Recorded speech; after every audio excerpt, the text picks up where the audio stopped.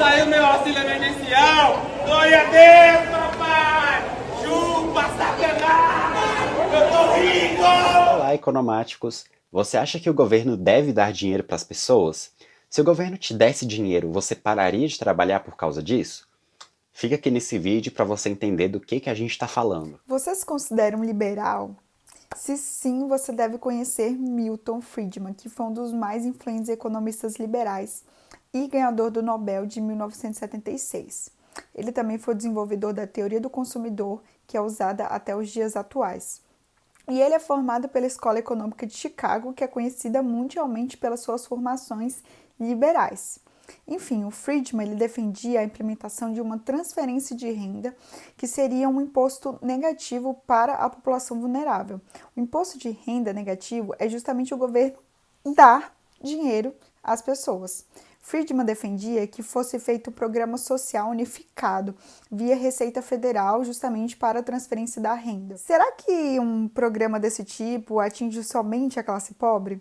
Será que você é beneficiado pelo Bolsa Família ou por qualquer outro programa de cunho social que a gente tenha no Brasil e não sabe? As pessoas que recebem a partir de uma determinada faixa de renda, que aqui no Brasil começa a partir dos R$ 28.000, são obrigadas a recolher o imposto de renda.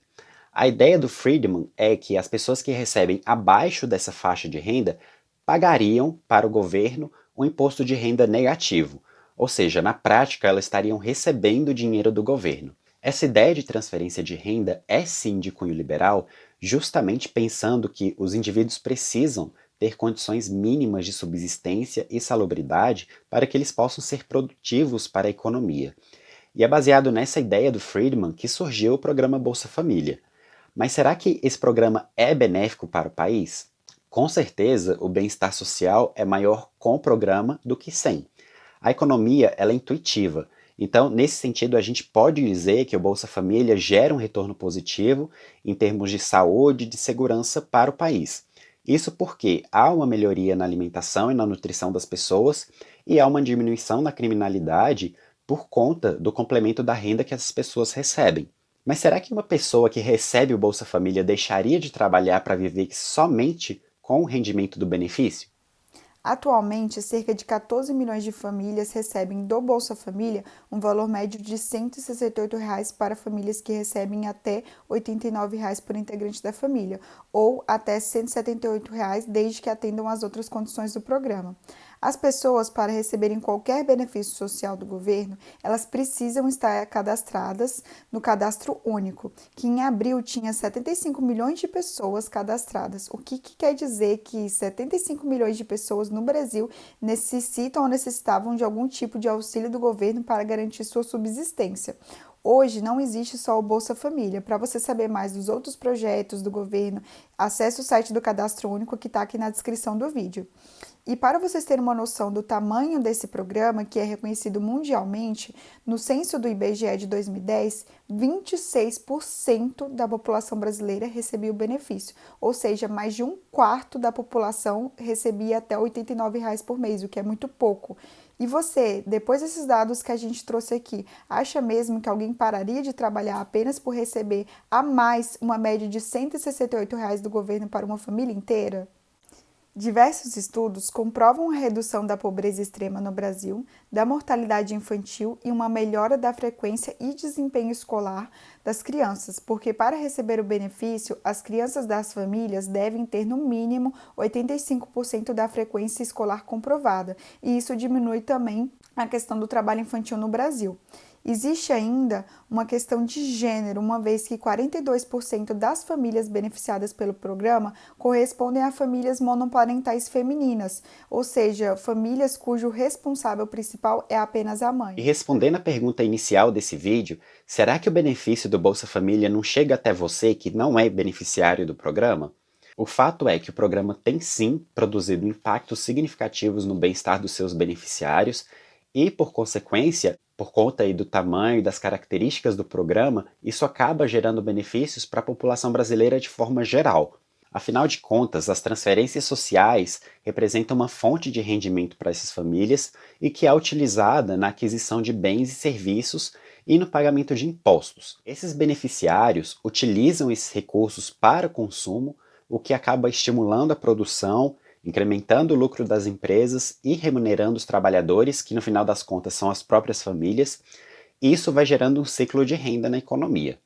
E o governo também recebe parte desse dinheiro de volta por causa do recolhimento dos impostos, seja os impostos diretos, que são aqueles sobre o consumo das famílias, ou os impostos indiretos, que são aqueles sobre a produção. E tudo isso faz com que esse programa acabe girando ainda mais a roda da economia.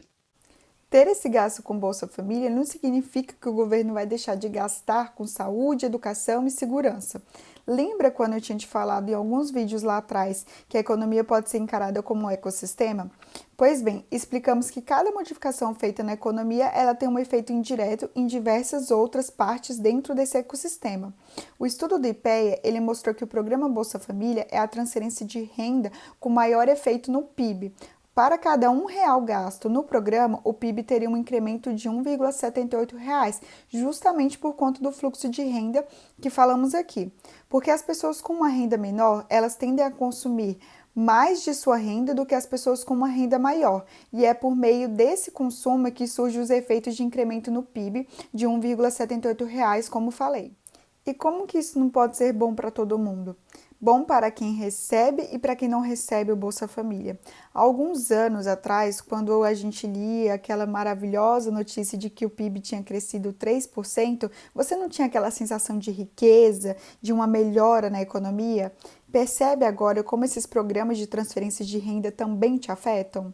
E ainda em linha com a ideia do imposto de renda negativo, tem aí uma proposta do senador Randolph Rodrigues, construindo em conjunto com a economista Mônica De Bolle e com Eduardo Suplicy, que pretende tornar o auxílio emergencial em uma renda mínima permanente de pelo menos meio salário mínimo para famílias que ganham até meio salário mínimo por pessoa ou que ganham até 3 salários mínimos no total da família. Resumindo, seria um projeto para ampliar o Bolsa Família, seja em termos do valor do benefício, como em termos da quantidade de pessoas em situação de vulnerabilidade que seriam contempladas por esse programa. De acordo com os cálculos do próprio projeto, isso custaria cerca de 2 a 3% do PIB, o que é um gasto bem pequeno frente ao benefício que geraria em termos de diminuição da desigualdade social. Se a gente fosse fazer uma conta de padaria aqui só para simplificar, a gente disse que cada R$1 investido no Bolsa Família gera R$1,78 de aumento no PIB. Então a gente pode esperar algo por volta aí dessa grandeza de um incremento no PIB que um programa como esse causaria na economia. Trazendo um pouco de contexto aqui para vocês, as famílias vulneráveis brasileiras não são compostas por um casal ou uma família planejada com 2 parentes e um filho. No quadro familiar brasileiro, a gente pode imaginar famílias compostas por uma média de 6 pessoas ou mais que vivem em uma mesma moradia pequena com até 3 gerações, e isso tudo sem o básico. Esse projeto de renda mínima permanente limita até 3 salários mínimos por família. E por família, o programa social, eles consideram pessoas que moram todas ali na mesma casa. Enfim, comenta aqui embaixo se esse vídeo mudou a sua opinião sobre o programa Bolsa Família, se você já parou para pensar nos dados que a gente trouxe aqui, e se um projeto como esse de renda mínima fosse para votação, você seria a favor ou seria contra? Comenta aqui embaixo sobre a sua opinião. Não esquece de dar o like nesse vídeo, pois ajuda muito a gente na divulgação desse conteúdo para o YouTube. E se inscreve. É isso, gente. Esperamos que vocês tenham gostado e até o próximo vídeo do canal Econopédia. Tchau!